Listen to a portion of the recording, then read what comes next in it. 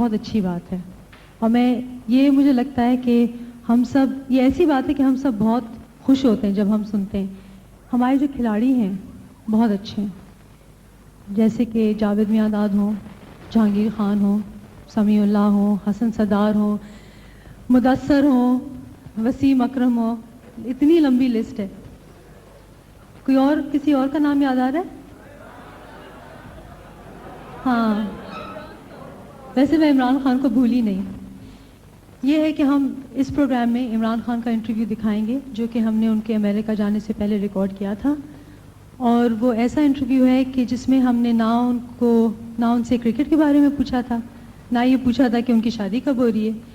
ایسے موضوع پہ بات کی تھی جو ان کے لیے بہت امپورٹنٹ ہے، اور ہم چاہتے ہیں کہ آپ لوگ سب وہ انٹرویو دیکھیں، اور ہمیں امید ہے کہ آپ لوگوں کو انٹرویو پسند آئے گا. عمران صاحب، جو آپ کی پچھلی 2 کتابیں جو آپ نے لکھی تھیں وہ تو زیادہ تر کرکٹ کے بارے میں تھیں، لیکن اب جو کتاب آپ لکھ رہے ہیں اس کا تو ایک کوئی الگ ہی موضوع ہے، تو آپ ہمیں بتائیں گے کہ کس پہ لکھ رہے ہیں کتاب؟ یہ کتاب انڈس کے اوپر ہے، اور اس کو لکھنے کا میں نے اس لیے سوچا کیونکہ میں نے ایک چیز ریئلائز کی کہ پاکستان کے باہر اور پاکستان میں بھی لوگوں کو اس چیز کا آئیڈیا ہی نہیں کہ پاکستان کی کتنی عظیم ہسٹری ہے، اور پاکستان میں کتنی خوبصورت جگہیں ہیں، اور کلچر کتنا فرق ہے لوگوں میں. کراچی سے لے کے سکردو تک لوگوں کی عادتوں اور ہسٹری اور سب چیز میں اتنا ویری کرتی ہے یہ. تو میں نے سوچا تھا کہ یہ اس طرح کی کتاب بہت انٹرسٹنگ رہے گی اور پاکستان کو پاکستان سے باہر پروموٹ بھی کرے گی.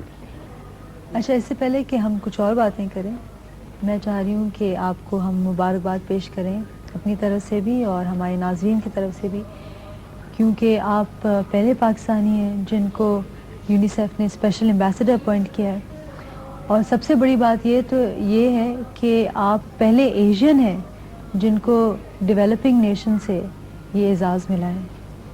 تو آپ یہ ہمیں بتائیے کہ یونیسیف کا ظاہر ہے ہم سب نے نام سنا ہے، لیکن آپ خاص طور پہ کیا کام کریں گے یونیسیف کے ساتھ؟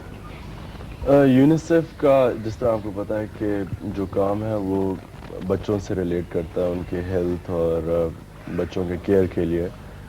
تو میں بھی اس کو ایک بہت بڑا فخر سمجھتا ہوں کہ مجھے یونیسیف نے اس قابل سمجھا کہ میں ان کی کسی طرح بھی مدد کر سکتا ہوں، کیونکہ میرے خیال میں یہ بہت ہی عظیم آرگنائزیشن ہے جو ساری تھرڈ ورلڈ میں بچوں کے لیے جو بھی وہ کر سکے کرتے ہیں. ان کے بہت پروگرامز ہیں. میری فنکشن جہاں تک میں سمجھتا ہوں وہ یہ ہے کہ یونیسیف کے کئی پروگرامز ہیں، مثلا چائلڈ امیونائزیشن، اس میں وہ مجھے یوز کریں گے پبلسائز کرنے کے لیے. آپ بہتر صحت کو پروموٹ کر رہے ہیں، لیکن یہ بتائیے کہ یہ جو منشیات کی لعنت جو ہے، جو ہمارے خاص طور پہ جو ینگر جنریشن کو تباہ کر رہی ہے، تو اس کے بارے میں آپ کچھ کہنا چاہیں گے؟ لیکن جو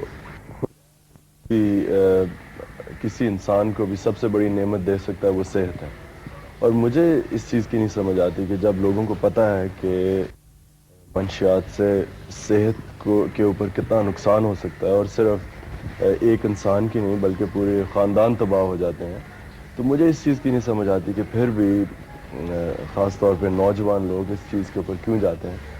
اور میں صرف ایک ہی چیز، ایک ہی ایکسپلینیشن ہے اس کا، اور وہ یہ ہے کہ لوگوں کے پاس ٹائم بہت ہے جو ان کو سمجھ نہیں آتی کیا کریں، یا بورڈم فیکٹر بہت زیادہ ہے. عمران خان، آپ ریٹائر کب ہوں گے؟ اگر میرے خیال میں کہ میں وہ اسٹینڈرڈز مینٹین کر سکتا ہوں جو میں نے اپنے لیے رکھی ہوئی ہیں تو تب میں کھیل لوں گا، اور اگر میرا خیال کہ میں نہیں رکھ سکتا تو میں پھر ریٹائر تو نہیں ہوں گا لیکن اویلیبل نہیں ہوں گا. عمران صاحب، آپ ہمارے پروگرام میں آئے، آپ کا بہت شکریہ.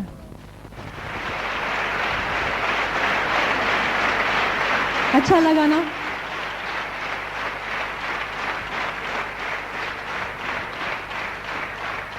آپ لوگوں سے ایک بات پوچھنی ہے. اگر کوئی آئے اور یہ کہے کہ مجھے آپ کو نقصان پہنچانا ہے تو کیا آپ خاموش تماشائی بن کے بیٹھے رہیں گے؟ اور اگر آپ کو یہ کوئی کہے کہ جو آپ کے عزیز ہیں، دوست یا گھر والے، وہ ان کا قتل کرنا چاہتے ہیں، ان کی جان لینا چاہتے ہیں، تو آپ چپ کر بیٹھے رہیں گے؟ لیکن اس کے باوجود کچھ ایسے لوگ ہیں جو غلط باتیں سن کر منشیات لیتے ہیں، ڈرگز لیتے ہیں اور اپنے آپ ہی کو بہت نقصان پہنچاتے ہیں. اور اس سے بھی بدتر کچھ ایسے بے ضمیر لوگ ہیں جو چند سکوں کی خاطر اس زہر کو بیچتے ہیں اور ہماری زندگیاں برباد کرنے کی کوشش کرتے ہیں.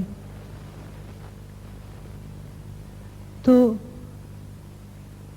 میں سمجھتی ہوں کہ ہم نوجوانوں کو اپنا معاشرہ صاف کرنا چاہیے. یہ جو لعنت ہے اس کو